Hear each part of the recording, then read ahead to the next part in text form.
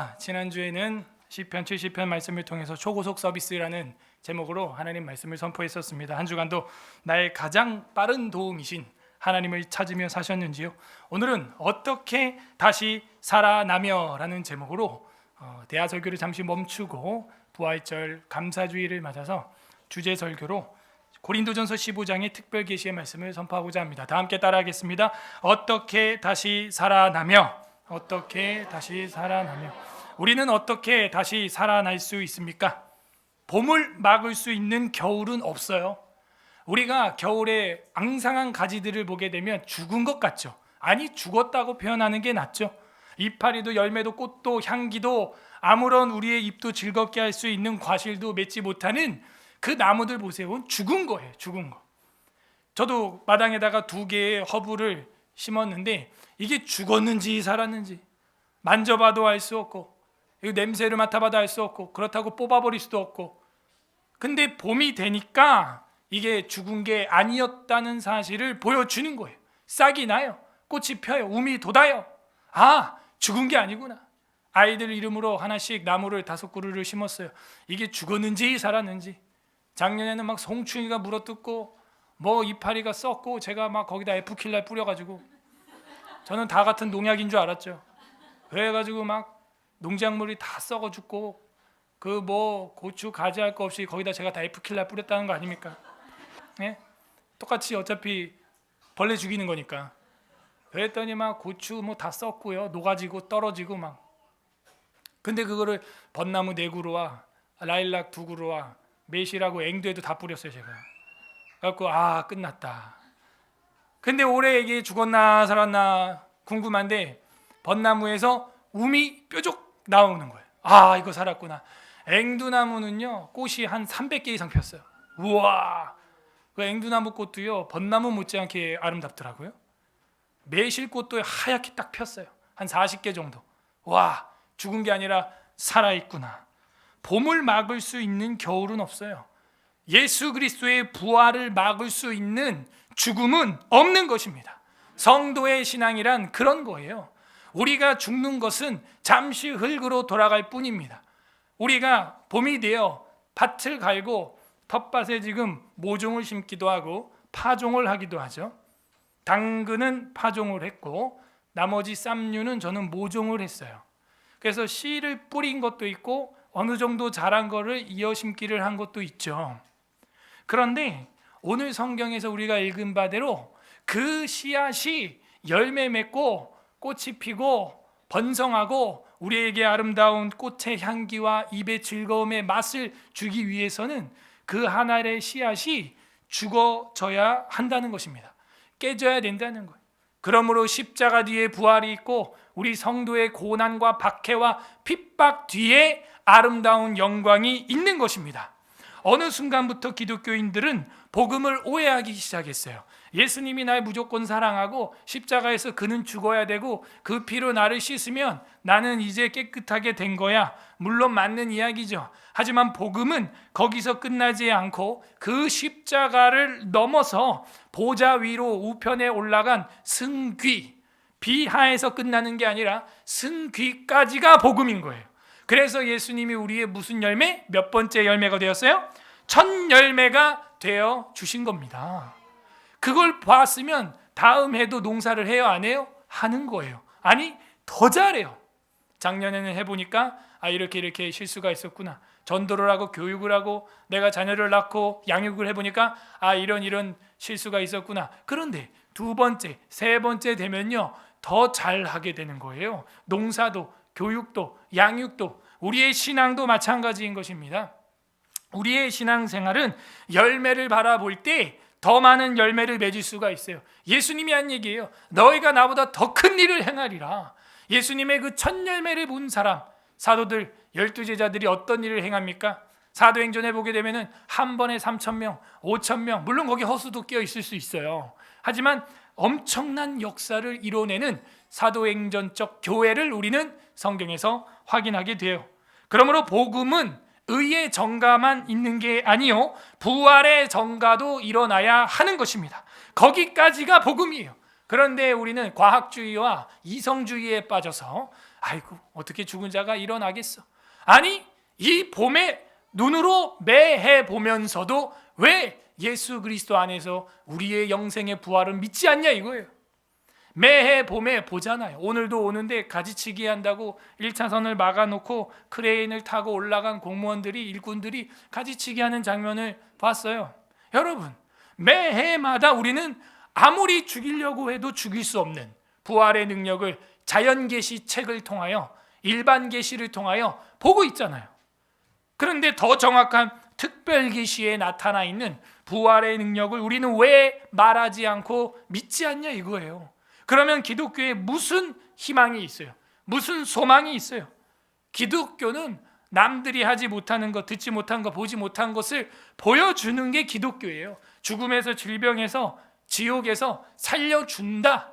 아니 예수님이 무리를 걷고 오병이어를 행하고 죽은 나사로를 살리는 걸 우리는 믿는 거죠. 나사로야 나오라 했는데 못 나와. 우리가 그런 예수님 믿습니까? 무리를 내가 걷는다 하는데 붕덩 빠져 막. 그리고 베드로한테 살려줘, 나 좀 꺼내줘. 우리가 그런 주를 믿지 않아요. 예수님이 우리와 같은 수준이라면 우리가 이렇게 모여 있을 이유가 없는 거예요. 우리 주님은 창조주이심을 믿습니다. 그렇기 때문에 우리는 나가는 거예요. 아, 내가 무슨 뭐 빛을 쪼여주고 호호 불어주고 무슨 목도리로 나무를 감싸주고 지푸라기로 묶어주고 이래가지고 그 앙상하게 이파리 하나 없이 죽은 것 같은 나무에서 싹이 나고 꽃이 핀 게 아니었다는 것입니다.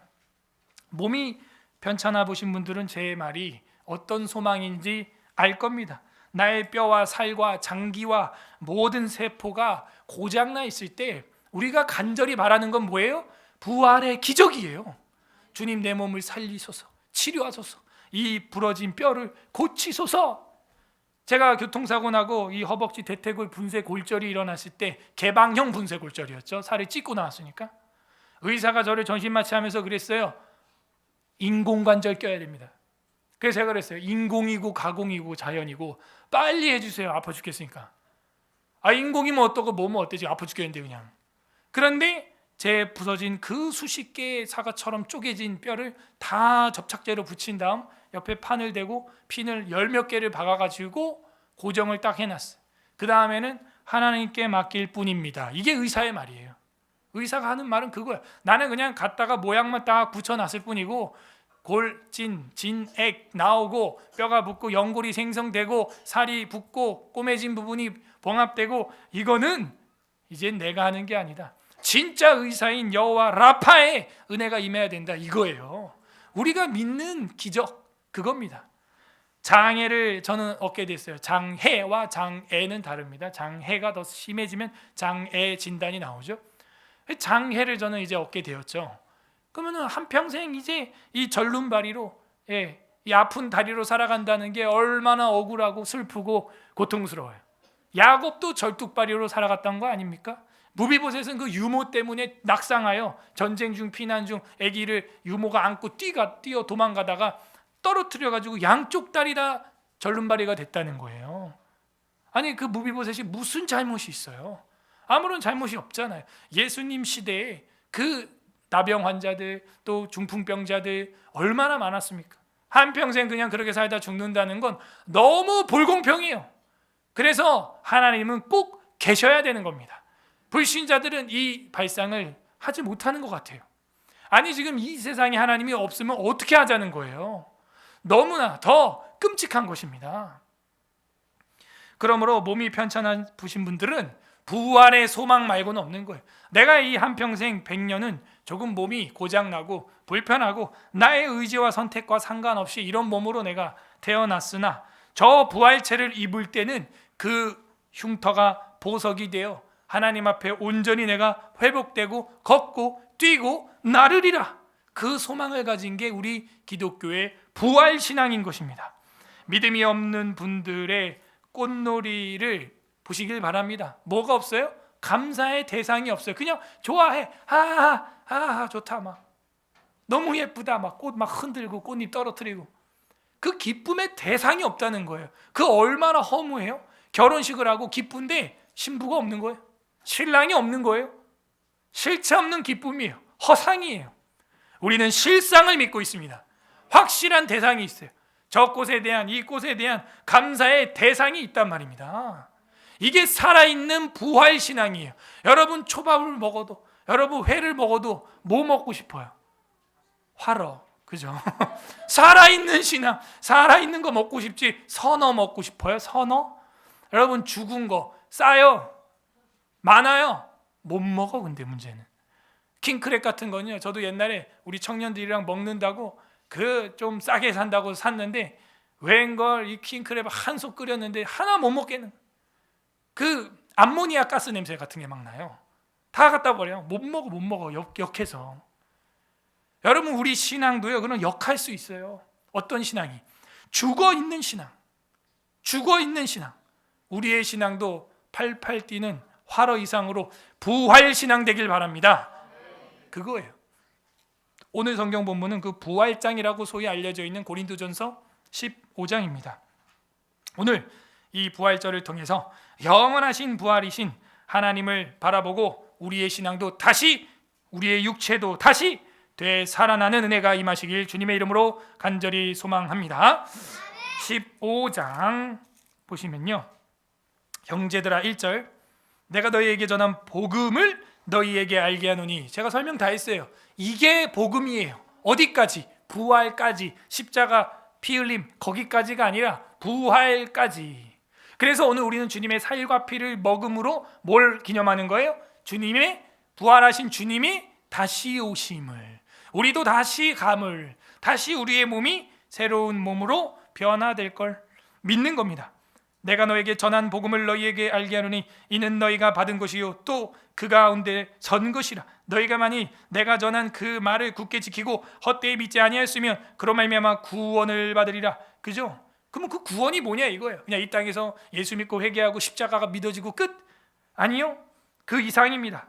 내가 받은 것을 먼저 너희에게 전하였노니 3절, 이는 성경대로 그리스도께서 우리 죄를 위하여 죽으시고. 여기까지는 다 믿어요. 뭐 죽는 거야, 죽이는 거야. 뭐 우리도 지금도 뭐 벌레도 죽일 수 있고 동물도 죽일 수 있으니까 죽는다는 거 사실 자체를 부인할 사람이 없죠. 그러니까 예수님이 십자가에 죽은 것까지만 믿는 사람들이 있다는 거예요. 장사 지낸 바 되었다가 성경대로 사흘 만에 다시 살아나사. 여기까지 믿는 사람이 살아있는 신앙입니다. 예, 살아나사. 여러분의 신앙 단계는 어디예요? 예수님이 기적 일으키고 표적 일으키고 떡을 먹이시고 물고기 먹이시고 주님 먹을 거 주세요, 먹을 거 주세요. 주님 살아있으면 우리 사업 잘 되게 해주시고, 주님 살아있으면 나 잘 되게 해주시고, 그 정도 수준입니까? 아니면은 주님이 십자가에 못 박혀 죽으셨을 때 그것을 믿었던 제자의 수준입니까? 그런데 그 제자들은요 또 다 도망갔다는 거 아닙니까? 십자가에서 다 도망가고 살아있던 제자는요 니고데모하고 아리마대 사람 요셉밖에 없었던 것 같아요. 우린 그 정도 수준입니까? 아니면은 부활하신 주님을 만났음에도 불구하고 깨닫지 못한 엠마오로 가는 두 제자 같은 어리석은 신앙입니까? 아니면은 예수님을 만났던 마리아처럼 예수님을 직접 만져보려고 했던 제자들처럼 이제는 주님을 만난 신앙입니까? 여러분, 이 단계에서 마지막 단계에 도달한 성도의 마음의 상태는 어떠냐? 평안이에요. 예수님이 부활하신 다음에 제자들 가운데서 몇 번이나 나타나시면서 하는 첫 번째 인사가 뭐예요? 평안이 있으라. 평안하뇨? 샬롬 하는 거예요. 우리의 신앙이 정말 살아있는 활어신앙, 부활신앙이라면 어디의 단계까지 와야 되냐? 바로 그 샬롬의 단계까지 오는 거예요. 이 샬롬의 단계에 이르지 못하기 때문에 우리는 계속해서 떡이나 먹고 고기나 먹기 위해서 우리나라의 회복을 위하여 그런 정도의 정치적 메시아만 사모하는 수준에 머무를 수 있어요. 예수님이 이제는 십자가에 죽어서 그래 거기서 죽으셨구나, 거기까지만 또 따라갔다가 도망가는 사람도 있어요. 부활하신 주님이 올 때까지 못 기다리고 의심하는 도마처럼 살아가는 성도도 있어요. 어떤 성도는 부활하신 주님을 너무나 만나고 싶어서 새벽에 모략과 향유를 가지고 가다가 만난 마리아와 같은 신앙인이 있단 말입니다. 우리는 어느 수준이냐 이거예요. 평안이 있는 신앙까지 도달하기를 소망합니다. 장사 지낸 바 되었다가 성경대로 사흘 만에 다시 살아나사. 성경대로. 우리는 성경을 믿는 거예요. 신비를 믿는 게 아니에요. 성경을 믿기 때문에 신비도 믿는 것입니다. 사흘이라는 것은 4일이 아니라 3일을 말하는 겁니다. 사흘 만에 다시 살아나사. 게바에게 보이시고, 게바는 베드로죠. 그 다음에 12제자에게 보였다. 최소한 12증인이 있는 거예요. 그래서 그 가운데 나타나서 뭐라 그랬어요? 평안이 있느냐? 그리고 뭐라 그래요? 조반을 가지고 와라. 먹기도 하셨어요, 생선을. 6절, 그 후에 500 형제에게 일시에 보이셨나니 그 중에 지금 대다수는 살아있고 어떤 사람은 잠들었다. 500명 앞에서 봤다는 거예요. 증인이 500명이에요. 2명도 아니고 12명도 아니고 500명이 넘어요. 그렇군요. 봤군요. 예수님의 몸이란 것은 이거는 부활체인데 문이 잠겨 있는데도 싹 들어가요. 마치 영화 사랑과 영혼에 보면은 막 벽 뚫고 퓨처 막 하는 것처럼 들어가 그냥. 근데 먹는 것도 실제 드신다는 거예요. 신기하죠? 그래서 우리가 아마 부활체를 입게 되면은 이런 상태가 아니겠나 그렇게 생각을 할 수가 있습니다. 500 형제. 근데 이 500 형제들도 어디까지도 못 기다리냐면은 사도행전 2장에 가게 되면은 마가다락방에서 성령의 충만함을 받고 할 때에 몇 명이 받게 돼요? 120문도라고 나와 있죠. 몇 명이 떨어져 나간 거예요? 제가 너무 무리한 부탁을 하고 있죠. 머리를 좀 써봐요. 500 빼기 120은 380. 그죠? 도망간 사람이 몇 명? 그죠? 여기 분명 500 형제에게 일시 보였는데 예루살렘에 내 영을 부어줄 때까지 약속한 것을 기다리라 한 사람은 또 떨어져 나가는 거예요. 그러면 우리는 어디까지? 부활한 주님을 만난 수준에서도 멈추면 안 되는 거예요. 어떻게? 하나님의 영으로 충만하게 되는 단계까지 도달하기를 바랍니다. 예. 그게 우리가 말하는 성령 충만이에요. 그 단계까지 도달하는 사람은 또 500명에서 120명으로 확 줄어든다는 거예요. 여러분이 이 자리에 모여 앉아 있으나 안타깝게도 우리 다 100% 그 단계에 도달하기를 원하지만 사탄이 가만히 안 둔다는 거예요. 계속 여러분을 괴롭히고 나가리가 되도록, 아니 택한 자라도 할 수만 있으면 떨어지게 하려고 그렇게 공격을 한다는 거예요. 공격을. 그 공격을 벗어나기 위해서는 방법이 없어요. 교회로 뭉치는 거예요. 교회는 교제한다. 수직교제와 수평교제. 오늘처럼 이렇게 주님께 부활 찬양을 하고 연합예배로 모이고 계속해서 모이기에 힘쓰는 자는 그 120문도와 같이 성령의 충만함을 받고 교회의 역할을 감당할 것입니다. 그렇게 500여 형제들 있었지만 주님이 만나줬지만 동일한 은혜를 받지는 못했다는 거예요. 기회는 줬죠. 초대는 받았죠. 초청장은 많이 갔죠. 그런데 그 잔치에 합당한 옷을 입고 온 자들이 없다는 거죠. 7절, 그 후에 야고보에게도 보이셨고 그 후에 모든 사도에게와 맨 나중에는 만삭되지 못하여 난 자 같은 네개가 누구예요? 바울은 12제자예요? 500여 형제예요? 아니죠. 박해자였어요. 핍박자였어요. 그런데 다메섹 도상으로 가다가 어떻게 됐어요? 예수님을 직접 만났어요. 그래서 눈이 멀어버려가지고 3일 동안 앞을 보지 못했어요. 주변을. 그러니까 우리가 하나님을 보겠다고 까불고 예수님 있으면 나와보라 그래 까불다가 눈이 멀어버리는 수가 있는 거예요. 그 영광스럽고 거룩한 주를 보려고 한다면 우리의 죄 때문에 우리는 그 앞에서 밀랍같이 녹아버리는 것입니다. 우리가 하나님이 만든 태양도 10초 이상 바라보지 못하면서 그 태양을 만드신 빛이신 빛 자체이신 주님을 보겠다는 것은 너무나 거만한 소리인 것이죠. 그렇게 해서 10절에 보면 그러나 내가 나 된 것은 하나님의 은혜로 된 것이니 내게 주신 그의 은혜가 헛되지 아니하여 내가 모든 사도보다 더 많이 수고하였으나 내가 한 것이 아니요 오직 나와 함께 하신 하나님의 은혜로다. 그러므로 나나 그들이나 이같이 전파함에 너희도 이같이 믿었느니라. 전파하는 거예요. 전하는 거예요. 전하는 방식은 여러 가지가 있습니다. 우리가 직접 대화로 전할 수도 있고 몸으로 봉사함으로 전할 수도 있고 아까 그런 은사를 통하여 찬양들을 통하여 문화사역을 통하여 또 전할 수도 있는 거예요. 다양한 방법으로 우리는 전해야 하는 것입니다. 그런데 만약에 이런 부활이 없다고 한다면 우리는 어떤 인간들이냐? 아주 비참한 인간들이다 하는 것입니다. 18절 또 그리스도 안에서 잠자는 자도 망하였으리니 19절 만일 그리스도 안에서 우리가 바라는 것이 다만 이 세상의 삶뿐이면 이 정도 수준에 머무르고 있는 사람이 있다는 거예요. 이 세상의 삶. 주님 잘 먹고 떡도 주시고 오병이어도 주시고 뭐 요 정도.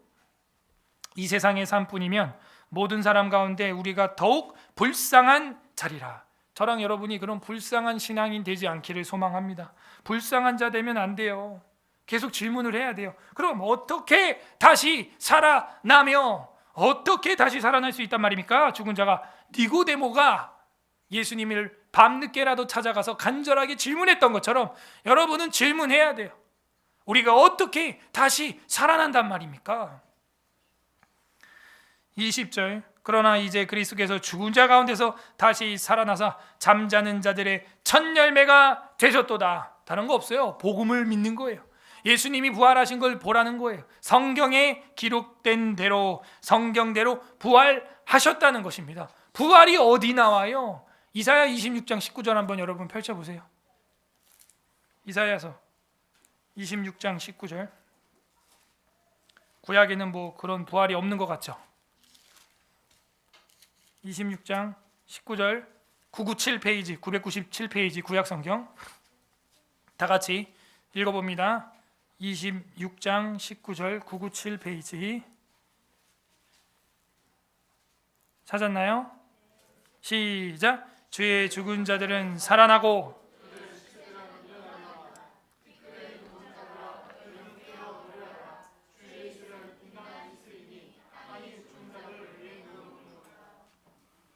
주의 죽은 자들은 살아나고 그들의 시체들은 일어나리이다. 티끌에 누운 자들아 너희는 깨어 노래하라. 주의 이슬은 빛난 이슬이니 땅이 죽은 자들을 내놓으리라. 내놓으리로다. 그렇군요. 요것이 분명하게 요한계시록에 가면은 나타납니다. 물 아래 죽은 사람, 땅 아래에 있는 사람을 다 일으킨다는 거예요. 구약 성경에도 보게 되면은 이렇게 부활에 대한 이야기가 분명히 나와 있습니다. 우리가 신약 성경이 새롭게 예수님 안에서만 발견되는 것이 아니라는 걸 알 수 있어요. 이 부활 신학이라고 하는 부분도 저는 또 책으로 소책자로 쓰고 싶어요. 신약 성경뿐만 아니라 구약 창세기에도 보게 되면은 아담과 하와는 이미 그 선악과를 먹음으로써 죽은 거예요. 죽는 시기만 늦춰질 뿐이죠. 그들이 어떻게 다시 살 수 있습니까? 동물을 죽여서 자신들의 죄를 가려서 옷을 입은 것처럼 동물이 죽은 것처럼 어린 양이 죽어져야 된다는 것, 그것이 바로 창세기의 아담과 하와에게 나타나 있는 부활 메시지예요. 창세기에 보게 되면 노아의 홍수가 나타나죠. 다 죽어요. 다 잠겨 죽습니다. 그런데 어디에 들어가면 살아요? 방주에 들어가면 사는 거예요. 그 방주는 부활의 방법을 보여주는 통로가 되는 것입니다. 그리고 또 출애굽기에 넘어오게 되면 또 물 밑을 지나가는 사건이 생기는데 홍해를 건너가게 되죠. 물 아래 들어갔다는 건 죽었다는 얘기예요. 죽었다는 얘기. 우리가 지난주에도 세례식을 했지만 그게 무슨 의미예요? 죽었다는 얘기예요. 나는 죽었는데 주님과 함께 살게 되었고 나는 더러운 죄가 있는데 씻게 되었다. 이스라엘 백성들은 모두가 작년만 60만 3,550명이 그 홍해 아래로 지나갔다가 다시 어떻게 돼요? 육지 위로 올라오게 됩니다. 이것은 분명히 부활의 역사를 암시하고 그림자처럼 우리에게 보여주고 있는 것입니다. 구약 선지자 중에 엘리야 시대 있죠? 어린아이가 죽었는데 엘리사가 그 눈과 눈, 손과 손, 발과 발을 맞추고 그 앞에 엎드려 기도하고 또 왔다 갔다 하다가 또 그렇게 엎드려 기도하고 하는 장면을 보게 됩니다. 그러고 나서 그 아이가 7번 콜록 기침하고 살아나는 장면을 보게 돼요. 저도 어렸을 때 7일 동안 아무것도 못 먹고 앙상한 가지처럼 소말리아 아이처럼 눈은 막 돌아가서 흰자가 보이고 그래서 아버지가 이제 날 묻으려고 건너방에서 두고 어머님이 저를 몸을 씻기고 흰 옷을 입히고 그때 이 마른 가지 같은 제 손목을 붙잡고 하나님 이 아이를 살려주시면 하나님 살아계시면 살려주시면 주님을 위해 바치겠습니다. 교회에 나가지도 않던 어머님이 자녀가 죽어가니까 기도할 수밖에 없는 거예요. 그리고 부활의 능력을 체험하는 겁니다. 부활의 능력을 체험해서 그 다음 날도 죽지 않고 살아있는 거예요. 그날 밤을 못 넘길 것 같다며 묻으려고 아버지랑 건너방에 있었는데 다음 날이 돼도 살아있는 거예요. 살아서 여기 이렇게 살쪄갖고 이러고 있잖아요. 지금 통통하게 아주 그냥, 그죠? 토실토실하게 기름지게 돼 있잖아요. 어제도 우리 청년이 막 랍스타를 사주고 막 이래갖고 제가 막 토실토실 막 찝니다. 쪄 1.5kg 늘어났습니다. 그래서 제가 조절을 해야 돼요. 조절을. 부활의 능력이에요. 이게 어떻게 살았냐 이거예요. 어떻게 살았냐. 죽을 거라고 판단했다는 거예요.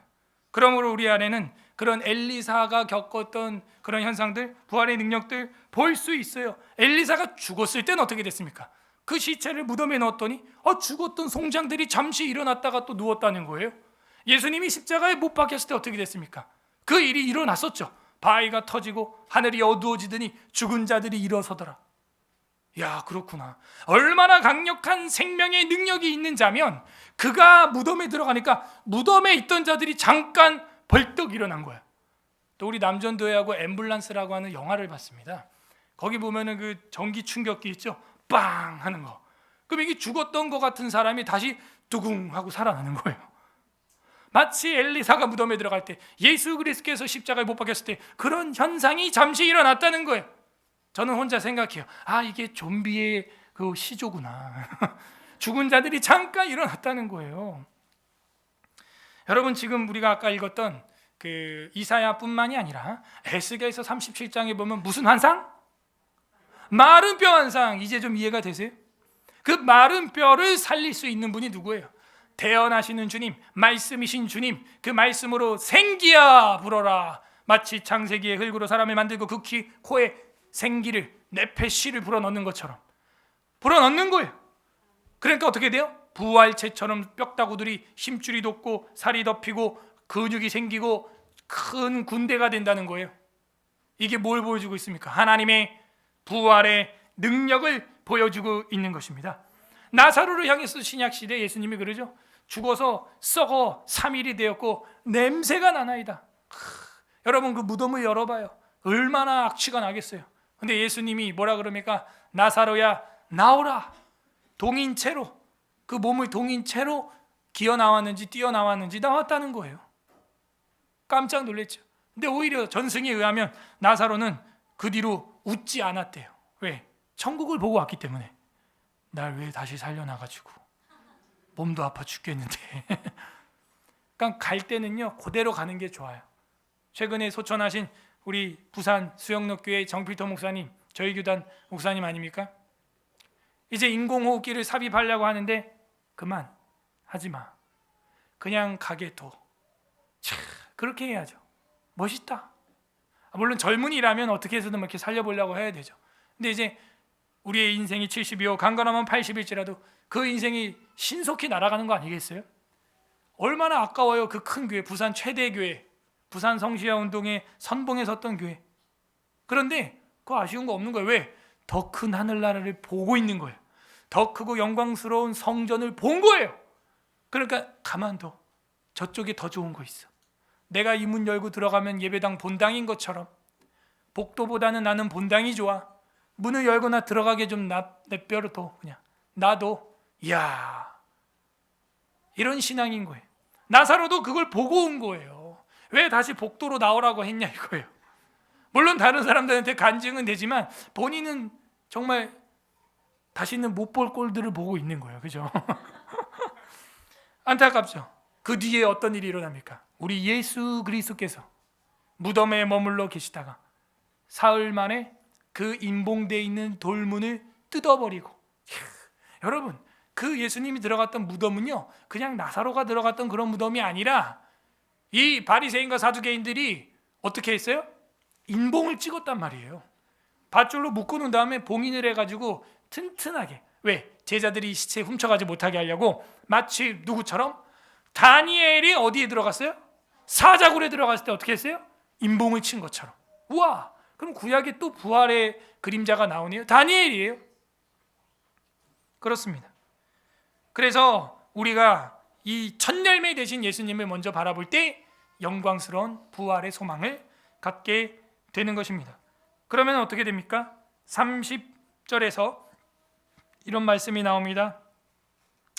고전 15장 30절. 또 어찌하여 우리가 언제나 위험을 무릅쓰리요? 어떻게 하면 우리가 위험을 무릅쓸 수 있냐? 부활을 믿으면. 무서운 게 없어요. 여러분, 담임 목사가 연소해 보이지만 간이 배 밖으로 나왔잖아요. 무서운 게 없어요. 죽음을 지금 경험을 해봐도 몇 번을 경험해봤고 어차피 아쉬울 게 없는 사람이기 때문에 저는 죽음을 경험했기 때문에 언제나 위험을 무릅쓰리요. 31절 여러분 읽어보세요. 31절 시작. 형제들아, 내가 그리스도 예수 우리 주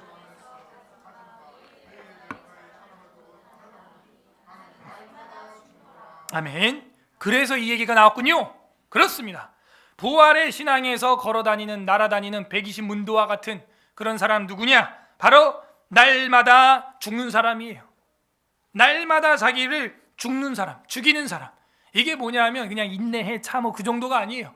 날마다 죽는 사람은 날마다 뭘 체험한다? 부활을 체험한다. 난 오늘도 부활을 믿는 하루를 산다 하는 거예요. 단지 예수님 십자가만 붙들고가 아니에요. 붙들어야죠. 십자가만 바라봐야죠. 그 십자가를 넘어서 나는 오늘도 부활로 산다. 그러면요, 두려움도 사라지고 우울도 사라지고 걱정도 사라지는 것입니다. 그게 복음이에요. 그냥 맨날 예수님 십자가 죽고 그냥 죽고 물론 죽어야죠. 왜? 바울이 날마다 죽는다고 하니까. 그렇게 죽는 이유가 뭐겠어요? 그것이 바로 오늘 우리가 읽었던 말씀이잖아요. 35절, 누가 묻기를 죽은 자들이 어떻게 다시 살아나며 어떠한 몸으로 오겠느냐 하리니, 니고데모처럼 자꾸 우리는 신앙생활할 때 질문을 해야 됩니다. 질문이 없는 신앙은 죽은 신앙이군요. 맞습니다. 어떠한 몸으로 오느냐 하리니, 36절이 굉장히 중요합니다. 여러분 다 같이 읽어보세요. 36절 시작. 어리석은 자여, 내가 뿌리는 씨가 죽지 않으면 살아나지 못하겠고. 이 어리석은 자야, 텃밭 농사라도 지어봐라. 파종이라도 좀 해봐. 강낭콩이라도 좀 심어봐. 강낭콩 처음 심을 때 그 알맹이 모양, 그 모양 기억하지?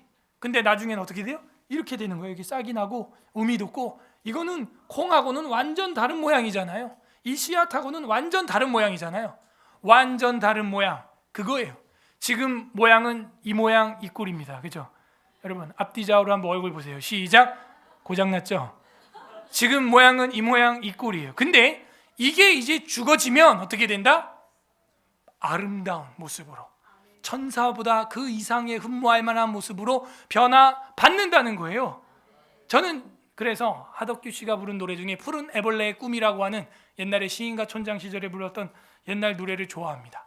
여러분 그 푸른 애벌레의 꿈의 가사가 부활에 대한 소망을 말하고 있고, 가시나무라고 하는 노래는 자신에 대한 그 회개에 대해서 노래하는 게 가시나무라는 노래거든요. 저도 이번 주에 고민을 많이 했어요. 지난주에 이 케일을 심냐 마냐.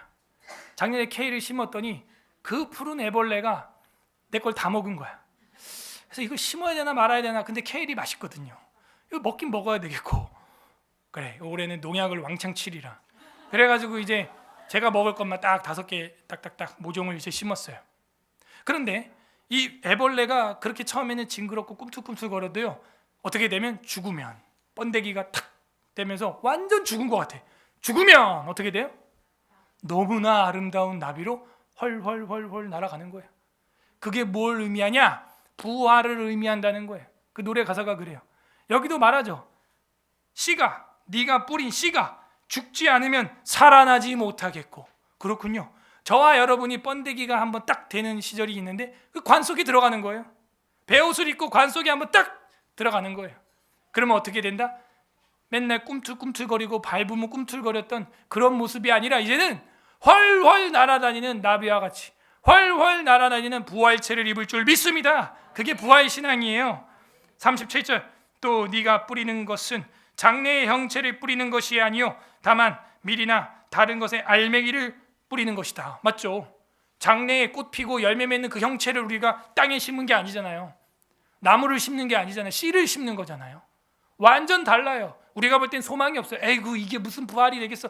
아이고 여기서 무슨 앵두꽃이 피겠어. 기절 초풍할 정도로 피는 거예요. 사진으로 찍어놓고 어머니에게도 보여주고 막 너무 예쁘다.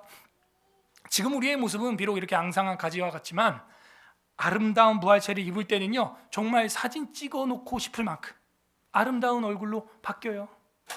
부모 공경 여행을 가니까 어르신들이 사진 좀 그만 찍으라고. 이 쭈글쭈글한 사진 나 안 찍는데 부모 공경 여행 와서 평생 찍을 사진 다 찍는다고 막 그러는 거예요. 근데 이제 그 정도가 아닙니다. 부활체를 입으면요, 평생 찍어놓고 싶은 사진 이상으로 앵두나무꽃, 무슨 뭐 벚꽃, 그 매실꽃 이상으로 아름다운 모습으로 변화받는 거예요. 바울은 그걸 알고 있어요. 우리는 장래의 형체를 뿌리는 게 아니에요. 지금 이 모습 그대로 그냥 씨앗의 모습으로 살아가고 장래의 모습은 나중에 변화를 받게 될 거라는 겁니다. 39절에 육체는 다 같은 육체가 아니니 하나는 사람의 육체요 하나는 짐승의 육체요 하나는 새의 육체요 하나는 물고기 육체라. 하늘에 속한 형체도 다르죠. 달, 해, 달, 별 다 모양이 다른 거 아니냐. 우리가 각자의 아름다운 모양으로 부활체를 입게 될 것이다. 42절 죽은 자의 부활도 그와 같으니 썩을 것으로 심고 썩지 아니할 것으로 다시 살아나며 욕된 것으로 심고 영광스러운 것으로 다시 살아나며 약한 것으로 심고 강한 것으로 다시 살아나며 육의 몸으로 심고 신령한 몸으로 다시 살아나나니. 그죠? 씨앗의 모습으로 심는 것과 육의 몸으로 심는 것을 비유하고 있어요. 지금 여러분은 육의 몸이죠. 우리가 이런 육체를 가지고 있을 때 하나님 앞에 신앙생활을 해나가는 거예요. 죽어지는 거예요. 날마다 죽는 거예요. 그럼 어떻게 돼요? 신령한 몸으로 다시 살아나나니 육의 몸이 있은즉 또 영의 몸도 있느니라 믿으라는 거예요. 십자가 뒤에 영광이 있는 것입니다. 여러분이 공부하는 한낱 시험과 고시도 도서관에서 번데기처럼 앉아서 그렇게 공부했을 때 좋은 결과가 나올진데 우리의 신앙, 아니 우리의 한평생을 주님을 위해서 박해를 받고 핍박받고 순교하고 죽는다면 당연히 아름다운 부활의 영광이 기다리고 있는 것입니다. 하나님은 공평하신 분이시죠. 45절 기록된 바 첫사람 아담은 생명이 되었다함과 같이 마지막 아담은 누구예요? 예수님은 살려주는 영이 되었나니 이렇게 되어 있죠. 아, 그렇구나. 아담은 우리의 육신의 죄의 유전을 가지고 왔다면 예수님은 우리의 생명의 부활의 유전을 가지고 오신 것입니다. 많은 사람들이 불평해요. 아담이 죄진 거 가지고 왜 나한테 이러냐? 그러면요, 예수님이 영광받고 부활한 거 가지고 네 영광과 부활이라고 할 수 없는 거예요.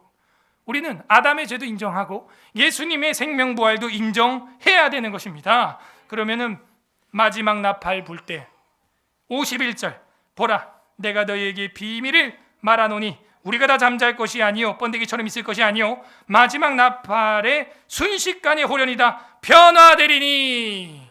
이게 애벌레가 나비로 확 변하는 순간 진화론으로도 설명이 안 돼요. 이거는 어떻게 그 꿈틀꿈틀 징그러운 벌레가 그 아름다운 천국에 가면 있을 것 같은 나비로 변하냐 이거예요. 꽃밭에 나비들이 팔랑팔랑 그 나는 모습도 얼마나 그 예쁘요? 예쁘지 않습니까? 그럼 우리가 여기 천국 같다 그런 말 하잖아요. 아니 마지막 나팔의 순식간에 호련이 다 변한다는 거예요. 아, 그렇구나. 마지막 나팔. 그래서 제가 성례식, 입교, 성의식 할 때 앞에서 제가 뭐 불었어요? 양각 나팔 불죠? 그게 그날을 소망하는 거예요. 그래서 제가 양각 나팔 뿌 하고 불었던 이유가 그 상징성이 있는 것입니다. 나팔 소리가 나매 죽은 자들이 썩지 아니할 것으로 다시 살아나고 우리도 변화되리라. 이 썩을 것이 반드시 썩지 아니할 것을 입겠고 이 죽을 것이 죽지 아니함을 입으리로다. 54절 이 썩을 것이 썩지 아니함을 입고 이 죽을 것이 죽지 아니함을 입을 때는 사망을 삼키고 이기리라 고 기록된 말씀이 이루어지리라. 그렇군요. 말씀이군요. 성경대로 우리는 부활도 그냥 성경대로 믿는 거예요. 55절 다 같이 읽습니다. 55 시작. 사망아 너의 승리가 어디 있느냐? 사망아 내가 쏘는 것이 어디 있느냐? 질문하는 거예요. 없지 않냐 이거예요. 이제는 고통도 장애도 눈물도 다툼도 상처도 슬픔도 죽음도 사망도 없는 곳, 그것이 천국인 거예요. 그것을 바라보는 거예요. 56절 사망이 쏘는 것은 죄요 죄의 권능은 율법이라. 여러분 율법으로부터 자유하시길 바랍니다. 죄로부터 자유하시길 바랍니다. 성령 안에서 자유하시기를 바랍니다. 그것이 우리가 나비가 되는 순간이에요. 57절 우리 주 예수 그리스도로 말미암아 우리에게 승리를 주시는 하나님께 감사하노니. 이제 찬양이 터져 나오는 거죠. 아까 찬양하셨던 것처럼 찬양이 나오는 거예요. 감사하노니. 마지막 절이 있습니다. 58절 시작. 그러므로 내 사랑하는 형제들아 견실하며 흔들리지 말고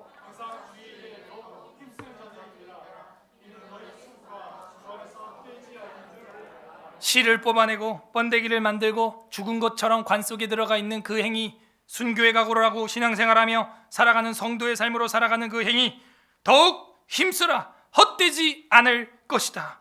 견실하라. 흔들리지 말아라. 우리의 신앙은 여기서 끝이 아니다. 십자가에서도 끝이 아니다. 무덤에서도 끝이 아니다. 부활이 완벽한 복음이다 하는 것을 보여주는 거예요. 그렇군요.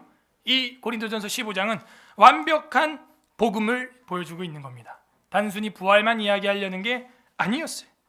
분명히 우리가 15장에서 봤을 때 1절에 형제들아 내가 너희에게 전한 복음을 너희에게 알게 하노니, 이게 복음이군요. 우리는 이제 날마다 죽고 날마다 부활을 소망하는 삶을 살아가야 됩니다. 그렇기 위해서는요, 예수님의 살과 피를 먹고 수혈받아야 됩니다. anti-RHD라고 하는 병이 있어요. 엄마와 자식이 RH 혈액형이 다른 경우 산모의 피가 아이를 공격해서 죽이는 희귀병입니다.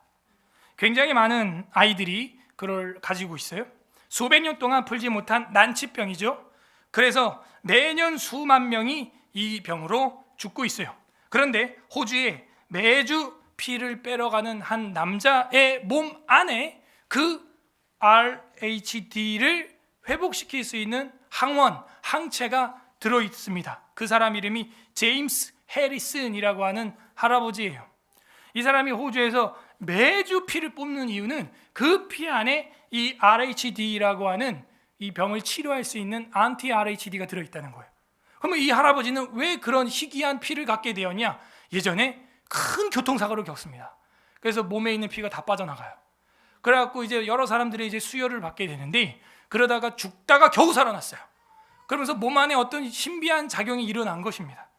그래서 1951년에 폐를 자르는 수술까지 하게 되면서 13리터의 피를 수혈을 받게 됩니다. 그리고 나서 18세에 처음으로 헌혈을 하게 되는데, 의사들이 그 해리슨의 피를 보고 깜짝 놀라게 돼요. 그 RHD를 치료할 수 있는 우리가 아는 그 백혈구 같은 그런 항원들이 있는 거예요. 풍성하게 있는 거예요. 그래서 그 사람은 목숨 걸고 자기도 살았으니, 남들의 피 13리터로 살았으니 나도 목숨을 내놓고 나머지 삶을 살아야겠다. 1000번 넘게 헌혈을 했어요. 18세부터. 그리고 240만 명의 아이를 구하게 됩니다. 지금도 anti-RHD 백신은 모두 호주산이에요. 그리고 제임스 해리슨의 팔에서 나온 겁니다. 그 사람 팔에서. 전 여기서 복음을 봐요. 예수님의 십자가의 피에서 온 인류의 택자를 살리는 생명이 나오는 줄 믿습니다. 이 죄, 안티신, 죄를 죽이는 이 보혈은 호주에서 나온 게 아니에요. 이스라엘 십자가에서 나오는 것입니다. 그는 말합니다. 나는 멈추지 않을 것이다. 절대로. 지금의 삶은 덤으로 사는 삶이기 때문에 그게 나에게 훈장이다. 여러분, 어떻게 살 겁니까? 나는 멈추지 않을 것입니다. 절대로. 왜? 지금 저와 여러분은 덤으로 살 뿐만 아니라 영원히 사는 부활의 생명을 가졌기 때문입니다. 때문이에요.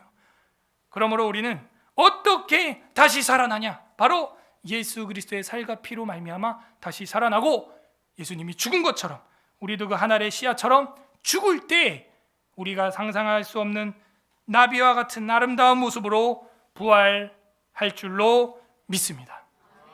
오늘 우리 부활절에 이 부활하신 예수님을 생각해야 돼요. 사도 바울은 로마서에서 이렇게 말합니다. 로마서 1장 4절. 성결의 영으로는 죽은 자들 가운데서 부활하사 능력으로 하나님의 아들로 선포되셨으니 곧 우리 주 예수 그리스도시니라. 그러니까 부활의 신앙이 바울한테는 아예 배어 있어요. 예수님을 말할 때는 늘 죽은 자 가운데서 부활하사. 로마서 6장 5절 한번 찾아볼까요? 롬 6장 5절. 로마서 6장 5절 다 같이 한번 읽어보겠습니다. 로마서 6장 5절 시작. 만일 우리가 그의 죽으심과 같은 모양으로 연합한 자가 되었으면 또한 그의 부활과 같은 모양으로 연합한 자도 되리라. 우리가 주님과 함께 연합하여 십자가에 죽었다면 이제는 그 연합된 대로 부활도 한다는 것입니다. 그러므로 나는 날마다 죽노라라고 했던 바울의 말은 이 이야기인 거예요. 우리가 날마다 죽어야 되는 이유는 거기 있죠. 왜? 날마다 부활하기 위해서, 영원한 부활을 바라보기 위해서. 그러면 연합하기 위해서는 죽어야 되는 거예요. 내가 살아서는 절대 둘이 하나가 될 수가 없는 것입니다. 그 다음 절 8절. 만일 우리가 그리스도와 함께 죽었으면 또한 그와 함께 살 줄을 믿노니 이는 그리스도께서 죽은 자 가운데서 살아나셨음에 다시 죽지 아니하고 사망이 다시 그를 주장하지 못할 줄 알미로다. 다시는 사망이 우리를 주장할 수 없다는 거예요. 사도 베드로도 이걸 알고 있었어요. 베드로전서 3장 21절, 베드로전서 3장 21절, 물은 예수 그리스도께서 부활하심으로 말미암아 이제 너희를 구원하는 편이 곧 세례라. 제가 아까 구약 성경에 나타나 있는 부활의 이미지들, 홍해를 가르는 것들, 노아 홍수 이야기 했어요. 신약에도 물은 예수 그리스도께서 부활하심으로 말미암아 이제 너희를 구원하는 표래요. 표. 세례가, 지난주 세례가 그런 거라는 거예요. 그렇구나. 곧 세례라. 이 육체의 더러운 것을 제하여 버림이 아니요 하나님을 향한 선한 양심의 간구니라. 요한계시록에 보게 되면은 이 장면을 보여주고 있습니다. 계시록 20장 5절, 요한계시록 20장 5절 6절 한번 보겠습니다. 성경 마지막 책 계시록 20장 5절 6절 420페이지 5절 6절 두 절 있습니다. 관련 구절을 보고 있습니다. 5절 6절 시작. 그 나머지 죽은 자들은 그 천년이 차기까지 살지 못하더라. 이는 첫째 부활이라. 이 첫째 부활에 참여하는 자들은 복이 있고 거룩하도다. 둘째 사망이 그들을 다스릴 권세가 없고 또 하나님과 제사장이 되어 천년 동안 그리스도와 더불어 왕노릇하리라. 무천년이라면 지금 이미 예수를 믿는 순간 이제 부활체를 입은 것이고, 이게 만약에 전천년설이라고 한다면은 천년의 시기가 앞에 남아 있는 상태에서 우리는 새로운 부활의 몸을 보게 된다는 거예요. 그렇군요. 근데 보니까요, 이게 부활이 두 가지가 있어요. 사망에 이르는 부활이 있고요, 생명에 이르는 부활이 있어요. 예수님도 그 이야기를 했습니다. 악한 자는 사망의 부활로, 선한 자는 생명의 부활로, 영생의 부활로 나가리라. 부활을 하긴 하는군요. 둘 다 신불신간에. 부디 우리는 영생의 부활이 임하기를 소망합니다. 웨스트민스터 신학고백서 32장 사후의 상태와 죽은 자의 부활, 아예 이 사후의 상태와 죽은 자의 부활이라고 하는 교리가 있네요. 32장 1항, 인간의 육체는 사후에, 죽은 후에 흙으로 돌아가 썩게 되나 영혼은 불멸적인 본질을 가지고 있기 때문에 영혼은 결코 죽거나 잠들지 않는다는 거예요. 때문에 그것을 주신 하나님께로 즉시 돌아간다. 그래서 우리는 사람이 죽으면 돌아가셨다라고 표현하는군요. 즉시 하나님께로 돌아간다. 의인의 영혼은 죽는 순간에 거룩함으로 완전케 되어 지극히 높은 천국에 들어가 거기서 빛과 영광 가운데 하나님의 얼굴을 배우며 봄에 완전한 구속을 기다린다. 표현이 끝내줘요. 봄에 완전한 구속을 기다린다. 봄이 있는 대한민국에 우리가 살고 있으니 이 얼마나 이해하기 쉬워요. 겨울만 있거나 여름만 있는 곳에서는 이게 이해가 안 되죠. 우리의 영혼도 그 애벌레와 같이 봄에 완전한 구속을 기다리는 거예요. 여러분, 봄 되니까 기분이 좋죠? 행복하죠? 그런 거예요. 왜? 생명의 계절이기 때문에 그렇습니다. 그런데 우리 백신 피해자 유가족들은 이번에도 봄이 되어도 울어요. 울 수밖에 없는 거예요. 봄이 오히려 잔인해. 생명을 잃어버렸기 때문이에요. 이젠 우리가 그들에게 영원한 생명을 나눠줘야 되지 않겠어요? 저와 여러분은 바로 육신은 흙으로 돌아가 썩어지게 되고 없어지게 되지만 봄에 완전한 구속을 기다리는 성도가 되어야 될 줄로 믿습니다. 그러므로 우리는 이제 이 성경을 통해 아버지의 심정을 읽어야 돼요. 하나님의 마음이 뭔 것 같아요? 영원한 봄, 그냥 봄만 있으면 좋겠어. 봄, 가을만 있으면 딱 좋겠어. 영원한 봄을 선물하고 싶은 아버지의 마음, 그걸 알아야 돼요. 아름다운 꽃이 있으면 같이 보고 싶죠. 어머니 아버지 모시고 와서 보여주고 사랑하는 이와 보고 싶죠. 그거예요. 하나님의 마음이에요. 그게. 각자 적용을 해보시길 바랍니다. 나는 날마다 죽고 있습니까? 나는 정말 그 보잘것없는 강낭콩같이 아직 미래의 장래의 형체는 아니지만 지금 보잘것없는 모습이지만 심겨져 죽어지고 있는가? 날마다 죽어지고 있는가? 그리고 날마다 부활을 소망하고 있는가? 적용을 해 보시기를 바랍니다. 어떻게 다시 살아나냐? 십자가에서 죽어지면 십자가에서 무덤에서 부활하신 주님과 같이 부활하게 되는 거예요. 어떻게 다시 살아나냐? 죽어질 때, 날마다 죽어질 때 날마다 다시 살아나는 것입니다. 끝맺습니다. 우리 주 예수 그리스도께서는 부활이며 생명이십니다. 오늘 마지막 성경 요한복음 5장 29절 보겠습니다. 요한복음 5장 29절.